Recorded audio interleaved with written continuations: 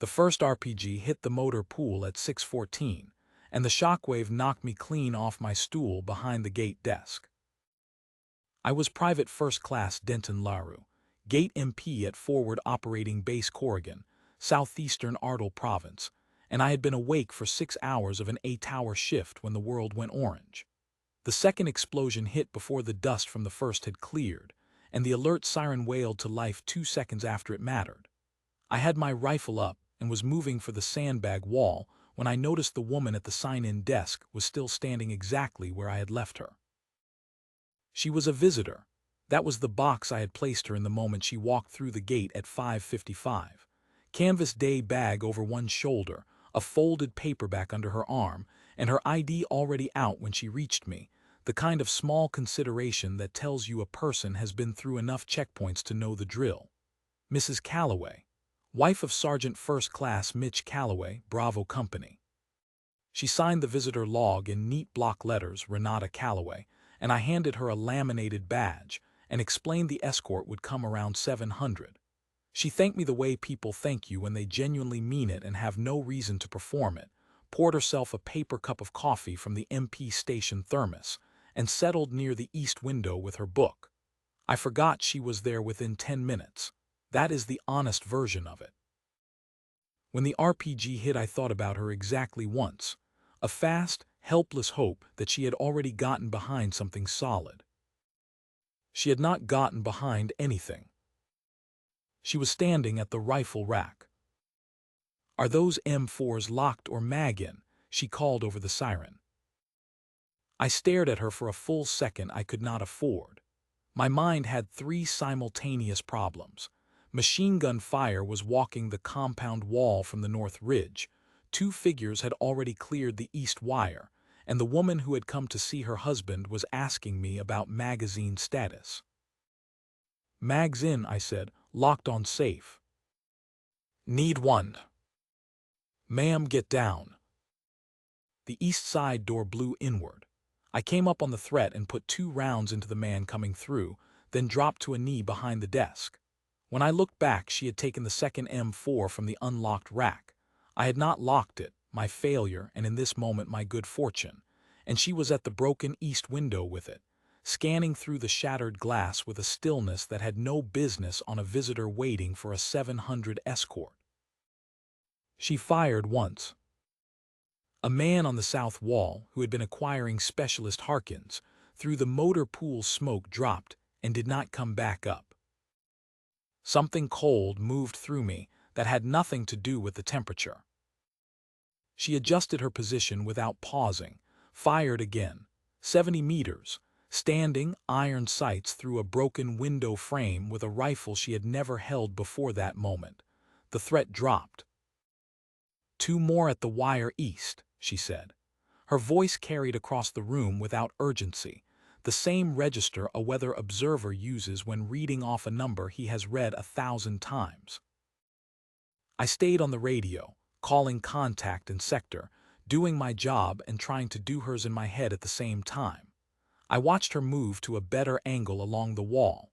She used the brick frame as support without being instructed to, without measuring the room the way an untrained person measures an unfamiliar space. She moved through it like she already knew it. She was reading something in each engagement before she fired. Lead time, the wind currents in the open courtyard, the drift of smoke from the burning motor pool. The rounds were landing where she aimed them. Private Desmond came through the south door at a hard run, weapon up, eyes too wide.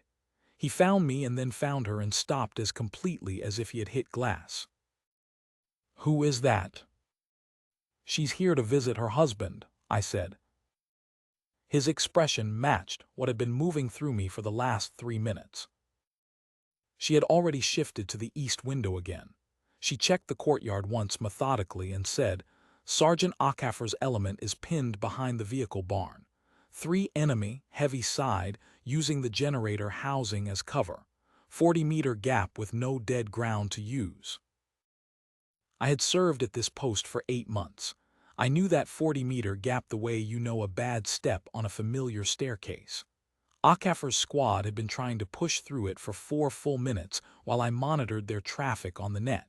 She had identified the problem from a window in the time it takes most people to find their footing in a room. "Your optic work?" she asked, nodding toward the EOTech on my rifle. I looked at her. She waited. She did not reach for it. She simply waited with the patience of someone who has asked a question and is prepared for either answer. I handed the rifle to her. I cannot construct a clean tactical rationale for it. What I can tell you is that I had watched her put 3 rounds on 3 separate threats without a wasted motion, without a single beat of hesitation, and something in the part of my training that recognizes the way competence moves and stands and breathes told me the calculation was straightforward. She settled behind the EOTech, adjusted her cheek weld in one small movement until the geometry was right, and held for one slow breath. 2 shots, a measured pause of perhaps 4 seconds while she read what the shots had done. A third. The net opened and Sergeant Akafar's voice came through, rough and relieved. "Threat on the generator housing is down. All 3. We are moving." Desmond said, in a voice that had lost most of its air, "How does someone do that?" She handed the rifle back to me and picked up the M4 from the window frame. She checked the remaining load by feel without looking at the magazine, the habit of a hand that has done it so many times the eyes are not required. "Low," she said, "another load if you have one."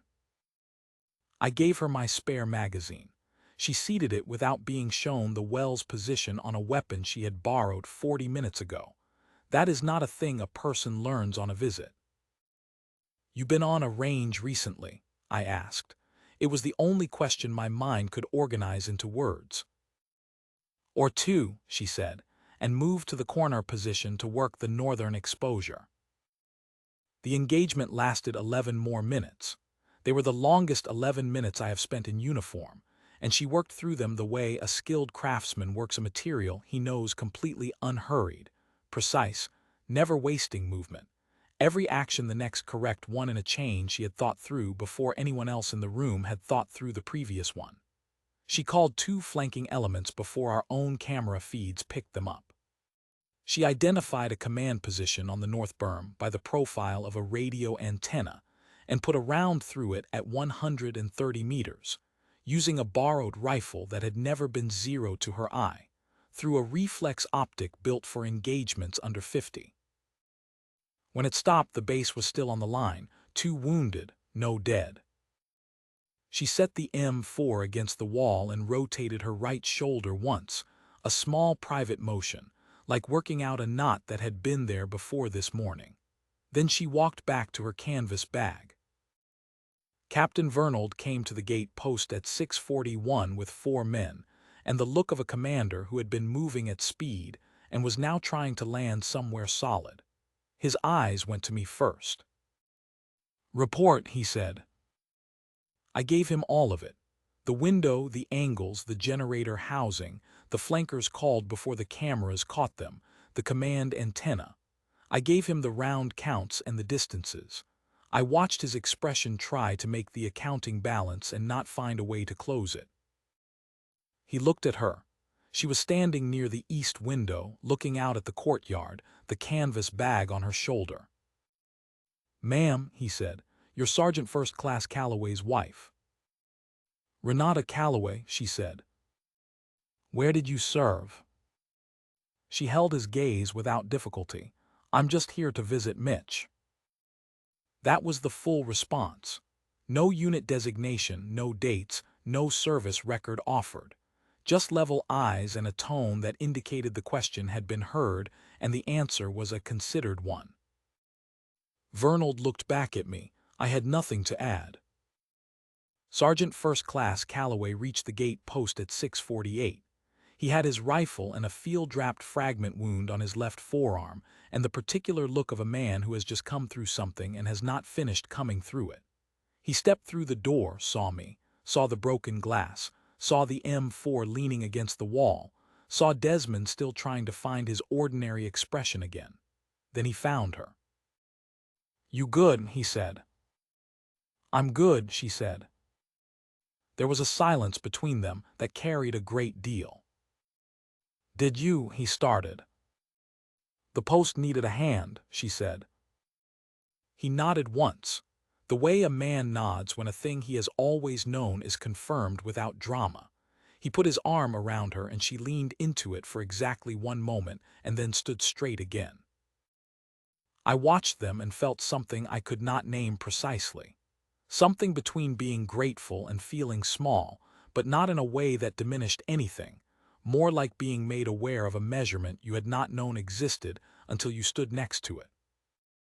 3 days later, Staff Sergeant Prentice found me between shifts. He is the base intelligence NCO, and he carries information the way some men carry physical weight. You can see it in his posture before he says a word. "You asked about Calloway's wife," he said. "I didn't ask," I said, "but yeah." 12 years, he said. Qualified through Fort Natal Sniper School twice. Highest marksmanship score in her class both times. She deployed 4 times, held positions across 3 theaters. Turned down promotion twice to stay in the field. The sniper community called her Anvil. Why Anvil?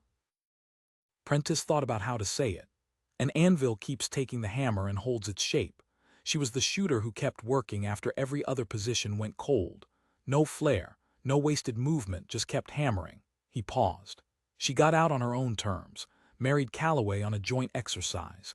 His whole team knew exactly who she was and never said a word because she had asked them not to. Told them she wanted to be Mitch's wife here, not a call sign. I stood with that for a while. "She could have told me at the beginning," I said finally, "when the shooting started." "She didn't need to," Prentice said. He was right. She had made the only argument that holds weight in a firefight, and she had made it with a rifle she had never zeroed, on a morning nobody planned for, in a building she had entered 40 minutes before as a visitor waiting for an escort. 2 weeks later I was on gate watch when her name appeared on the escort log again. Calloway, Renata, visitor, husband's unit. I walked out to meet her at the outer barrier. She had her day bag and she was early, same as before. She looked at me and placed me the way she seemed to place everything without effort. "Private Laru," she said. "Ma'am." I came to full attention and rendered a proper hand salute, held it until she returned it.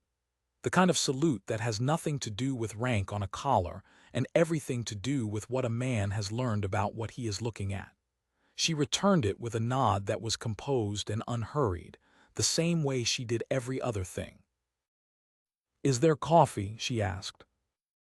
"Yes, ma'am," and I locked the rifle rack. Something shifted in her expression. Not quite a smile, but the understanding that lives behind one. "Good man," she said and walked through. I stood at that gate for the rest of my shift thinking about what it means to carry a skill of that order and choose to set it down in peacetime. Not discard it. Not hide it from shame.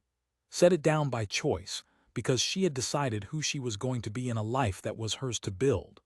And what it said about a person that she could reach back for it when the world required it without announcement, without waiting to be asked, without needing to be believed first. Her name was Renata Calloway. She signed the visitor log at 5:55. She had a laminated badge and a paper cup of cold coffee and no reason to be anything other than what she appeared to be until she had every reason. The men at this post know who she is now because nothing stays contained on a forward base for long. They do not make a production of it. They do not tell the story in front of her. They do what I do. When Renata Calloway comes through the gate at Fob Corrigan, they come to attention.